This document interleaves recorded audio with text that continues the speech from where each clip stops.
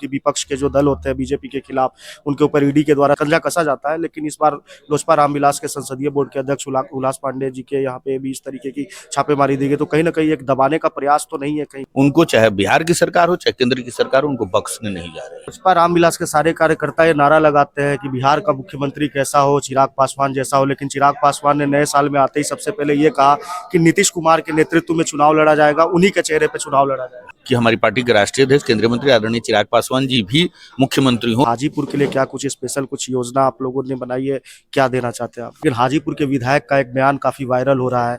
उन्होंने ये कहा था कि नित्यानंद राय भारत के तीसरे प्रधानमंत्री है। इस बयान को लोजपा रामविलास किस आधार पर? दिल्ली में आपने पिछली बार प्रत्याशी उतारे थे, क्या इस बार पूर्वांचल के लोगों को गाली देना और समाजवादी लोगों का उनके साथ जाना? 2025 में लोजपा रामविलास कितनी सीटों पर चुनाव लड़े? अभी हमारे साथ में मौजूद है लोजपा रामविलास वैशाली की पूरी टीम और साथ में चिराग पासवान जो कि कैबिनेट मिनिस्टर है, उनके संसदीय प्रभारी अशरफ अंसारी। सबसे पहले तो आपका बहुत बहुत स्वागत है हमारे जिले में।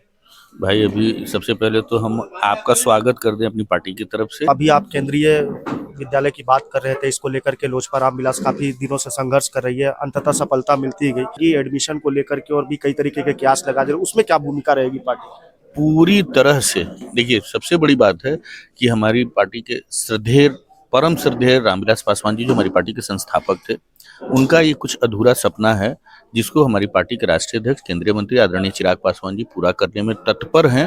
वो दिन रात प्रयासरत हैं। उसमें एक छोटी कदम हम लोग आगे बढ़े हैं कि हम लोग यहाँ कक्षा 1 में नामांकन प्रारंभ करा रहे हैं, जो कि बंद था और यहाँ के परिजनों और अभिभावकों की चिर परिचित मांग थी। इसके लिए हमारी पार्टी के वरिष्ठ नेता यहाँ धरना प्रदर्शन किए थे और हमारे प्रदेश अध्यक्ष वगैरह आकर के वो धरना तोड़वाए थे और जमुई सांसद रहते हुए ही हमारे नेता को यहाँ की समस्या से अवगत कराया गया था, जिसके निराकरण के लिए उस दिन से प्रयासरत हैं।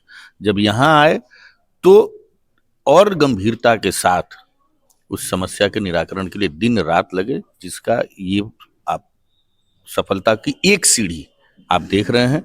आगे भी भविष्य में जितनी भी समस्याएं हैं उनको निश्चित तौर पे दूर किया जाएगा और हाजीपुर जिस धरती को हमारे श्रद्धेय संस्थापक जिसको अपनी मां का दर्जा दिए हैं, इस धरती को हमारी पार्टी के राष्ट्रीय अध्यक्ष केंद्रीय मंत्री आदरणीय चिराग पासवान जी पूजनीय और वंदनीय मानते हैं। हमारे लिए भी ये धरती पूजनीय और वंदनीय है।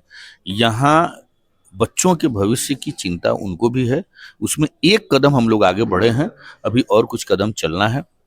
शीघ्र ही इस प्रयास का सकारात्मक परिणाम आपको देखने को मिलेगा। रामविलास पासवान जी जब केंद्रीय मंत्री हुआ करते थे तो हाजीपुर को जितनी बार भी वो केंद्रीय मंत्री कुछ एक नई सौगात ला करके देते थे, लेकिन लगभग 1 साल होने को है नई सरकार चिराग पासवान जी को कैबिनेट मिनिस्टर बने हुए। हाजीपुर के लिए क्या कुछ स्पेशल कुछ योजना आप लोगों ने बनाई है, क्या देना चाहते हैं आप? जल्द ही वो भी आपको दिखेगा, उसका असर भी, उस पर भी हमारे राष्ट्रीय अध्यक्ष केंद्रीय मंत्री आदरणीय चिराग पासवान जी लगातार प्रयासरत हैं और मैंने कहा ना कि प्रयास का परिणाम जो सकारात्मक परिणाम है बहुत जल्द दिखेगा।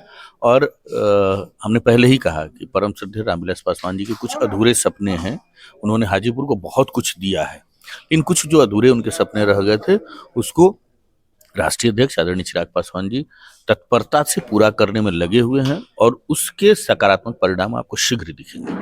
जिस तरीके से ये चुनावी साल है, ऐसे में नेताओं का जो आपस में जो वार्तालाप होता है, एक दूसरे के ऊपर शब्द बाण चलाते हैं, लेकिन हाजीपुर के विधायक का एक बयान काफी वायरल हो रहा है।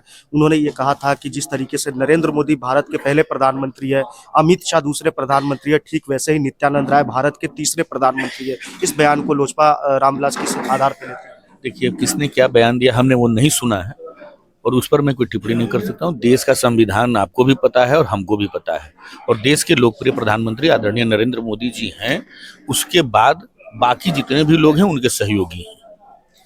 जिस तरीके से झारखंड में 1 सीट मिली, आप लोगों ने सफलता हासिल की, लेकिन एक बार चिराग पासवान जो 2 दिन पहले आए थे, उन्होंने इशारा जो है दिल्ली की तरफ किया और कहा कि दिल्ली में भी गठबंधन अगर बनता है तो हम चुनाव लड़ना चाहते हैं। हालांकि दिल्ली में आपने पिछली बार प्रत्याशी उतारे थे, क्या इस बार भी हमने कहा कि पहले ही कि राष्ट्रीय अध्यक्ष महोदय उसके लिए अधिकृत हैं और वो लगातार घटक दलों से, एनडीए के जो घटक दल हैं उन घटक दलों के शीर्ष नेतृत्व से वार्ता हो रही है और हम लोग दिल्ली में भी चुनाव लड़ने की अपनी पूरी तैयारी किए हुए हैं। अंतिम निर्णय राष्ट्रीय अध्यक्ष महोदय को लेना है।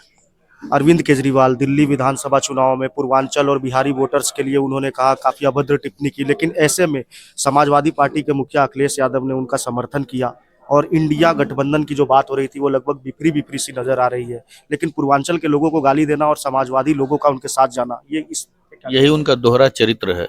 और जिस गठबंधन की बात कर रहे हैं वो तो भानुमति का पिटारा है, ये आपको भी पता है। और ये आज नहीं, हमको लगता है कि बहुत पहले हमारी पार्टी के राष्ट्रीय अध्यक्ष आदरणीय चिराग पासवान जी ने कहा था कि कहीं का ईंट कहीं का रोड़ा, भानुमति ने कुनबा जोड़ा। तो ये बिखरना है और देखिए सच सामने आ गया, ये लोग खुद बिखरे हुए हैं।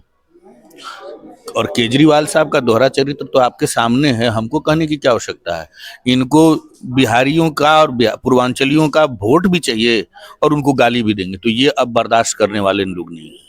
सर एक सवाल और जो आपके विरोधी दलों के द्वारा लगाया जा रहा है, हमेशा आरोप लगाते हैं कि ईडी सीबीआई को लेकर के लगातार बातें हो रही थी कि विपक्ष के जो दल होते हैं बीजेपी के खिलाफ, उनके ऊपर ईडी के द्वारा शिकंजा कसा जाता है। लेकिन इस बार लोजपा रामविलास के संसदीय बोर्ड के अध्यक्ष उल्लास पांडे जी के यहाँ पे भी इस तरीके की छापेमारी दी गई, तो कहीं ना कहीं एक दबाने का प्रयास तो नहीं है कहीं बीजेपी का? नहीं, ये सब कुछ प्रयास नहीं है।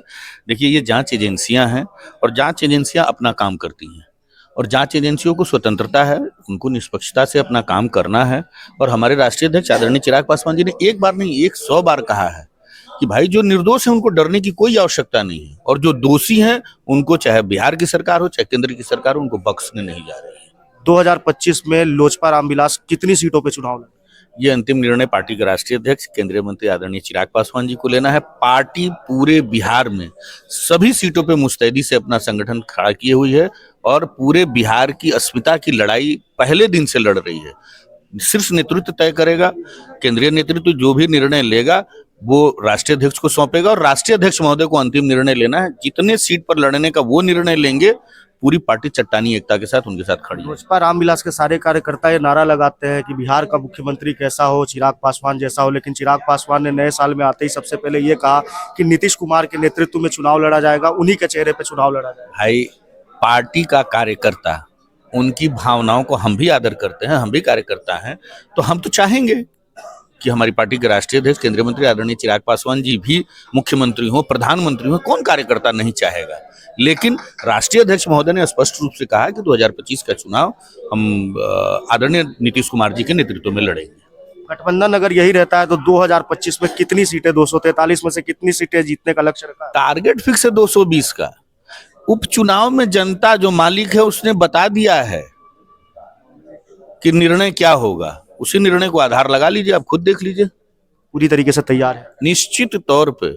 और 2025 फिर से पुनः एनडीए गठबंधन की सरकार स्पष्ट बहुमत के साथ बिहार में बनेगी और विकास की जो धार चल रही है डबल इंजन की सरकार की, वो और मजबूती से आगे बढ़ेगी। तो आपने देखा कि किस तरीके से लोजपा रामविलास के जितने भी कार्यकर्ता है वो पूरे सुदृढ़ तरीके से तैयार है और आने वाले 2025 विधानसभा चुनाव में इन्होंने लक्ष्य रखा है 220 सीटें जीतने का।